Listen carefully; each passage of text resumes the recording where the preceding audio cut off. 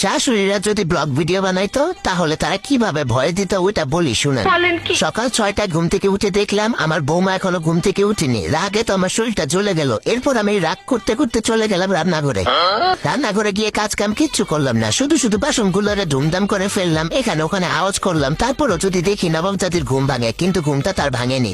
এরপর হাঁটার নাম করে একটু বাইরে গেলাম। বাইরে গিয়ে যার যার সাথে আমার দেখা হলো সবাইকে বলে আসলাম যে আমার বৌমা এত বেলা হয়ে গেছে এখনো ঘুম থেকে উঠে নাই। এরপর চলে আসলাম বাড়ি এসে সোজা নিজের ঘরে গেলাম। মনে মনে ভাবলাম একটু ফোন করে সবাইকে জানিয়ে দেই যে আমার বৌমা এখনো ঘুম থেকে উঠেনি। এজন্য প্রথমে ফোন করলাম আমার মেয়েকে। সে ফোনটা ধরলো না, মনে হয় সারাদিন অনেক কাজ করে তো অনেক টায়ার্ড ছিল, এই জন্য এত সকালে ঘুম থেকে উঠতে পারে নাই।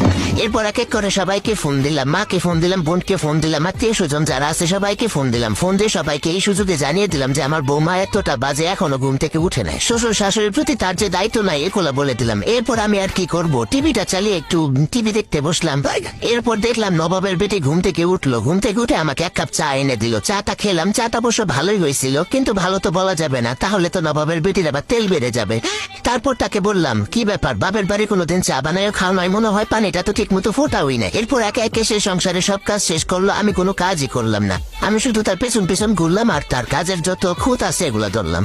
এরপর দুপুরবেলা খেয়ে দিয়ে যখন একটু শুইলাম আরাম করে, তখন ছেলে এসে বলতেছে তার শ্বশুরে নাকি শরীর ভালো না, সে তার বউকে নিয়ে তার বাপের বাড়ি যাবে। আমিও তখন সাথে সাথে শরীর খারাপের নাটকটা করলাম। নাটক করে বললাম আমার তো শরীরটা ভালো নেই, কিন্তু তারপরও সমস্যা নেই, আমি একাই থাকতে পারবো, তোমরা গিয়ে ঘুরে আসা।